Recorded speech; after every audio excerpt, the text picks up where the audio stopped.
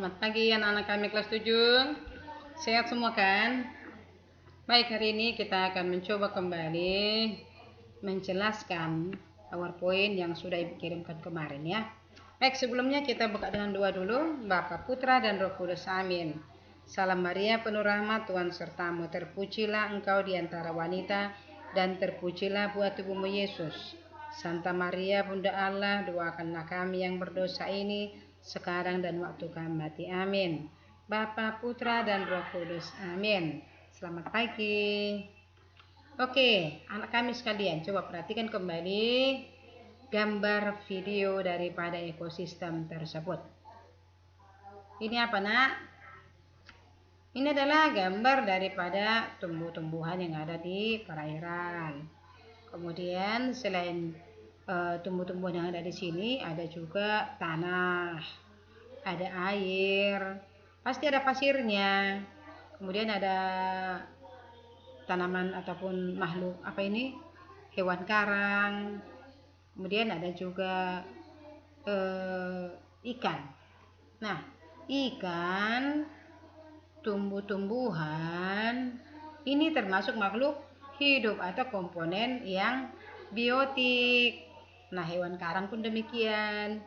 Namun batu, air, tanah itulah termasuk komponen yang abiotik, ya Nak. Kemudian apa itu yang dikatakan dengan ekosistem? Ekosistem itu adalah interaksi antara organisme yang satu dengan organisme yang lain, serta segala sesuatu yang tidak hidup di ruang tertentu dalam waktu tertentu pula. Berarti ekosistem ini tersusun oleh organisme dan komponen abiotik atau komponen yang tidak hidup. Ya, kemudian komponen ekosistem berdasarkan fungsinya ada 4. Itulah produsen atau penghasil yang menghasilkan sumber energi maksudnya. Kemudian konsumen adalah pemakai, berarti yang mengkonsumsi produsen tadi ya, pemakai ya. Lalu kalau konsumen ini pada akhirnya mati, dia diuraikan oleh decomposer atau pengurai. Apa contohnya? Contohnya adalah ulat-ulat ya. Lalu semuanya ini hanya bisa bertahan hidup hanya karena ada sumber energi yang berasal dari si matahari. Oke, sekarang kita beralih ke ini. Di dalam ekosistem pasti terjadi interaksi. Interaksi berasal dari 2 suku kata, yakni inter dan aksi. Inter berarti di dalam, aksi adalah tindakan atau sikap-sikap yang kita lakukan ya. Nah, dari interaksi yang ada di ekosistem darat ini antara katak dengan belalang dengan tumbuhan dengan komponen biotiknya yaitu tanah. Ini kan ekosistem darat ini apa yang sedang terjadi? Yang sedang terjadi adalah peristiwa memakan dan dimakan, namun hanya satu jenis.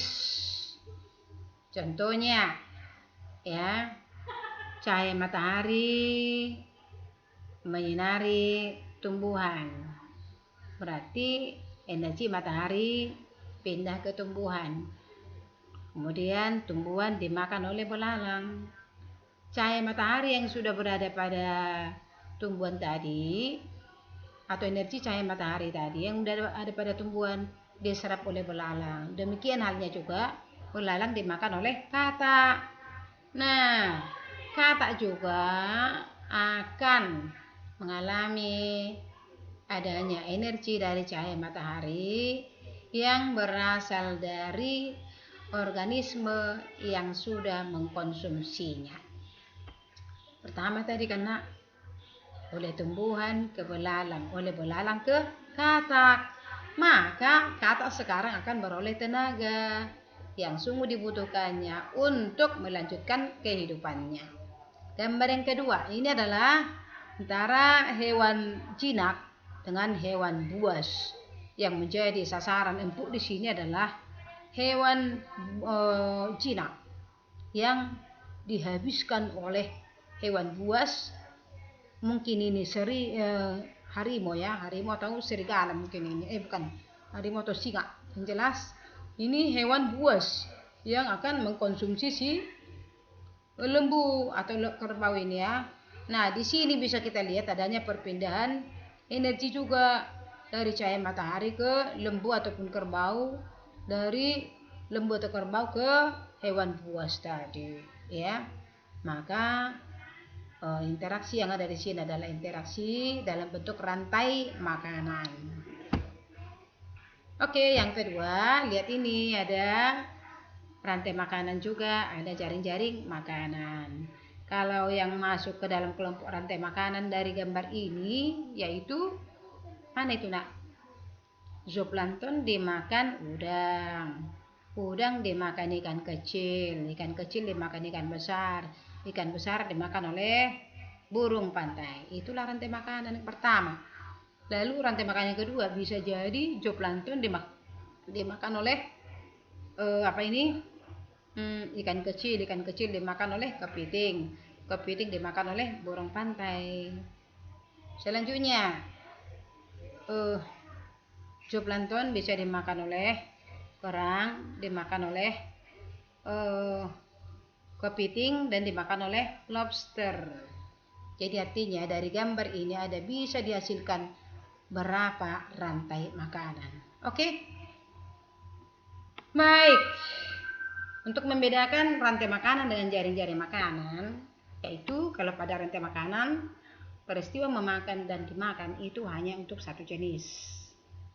Untuk jaring-jaring makanan lebih dari satu jenis, ya. Seperti misalnya kalau kita mau melihat jaring-jaring makanan, ya, lihat ini, zooplankton bisa dimakan udang, bisa juga dimakan ikan kecil, bisa juga dimakan oleh kerang. Oke? Baik, sekian dan terima kasih. Mudah-mudahan nanti kamu makin paham ya. Baik, kita tutup dengan doa. Bapa, Putra, dan Roh Kudus. Amin. Kemuliaan pada Bapa dan Putra dan Roh Kudus, seperti pada permulaan, sekarang, selalu, dan sepanjang segala abad. Amin. Bapa, Putra, dan Roh Kudus. Amin. Selamat pagi anak kami, tetap semangat ya.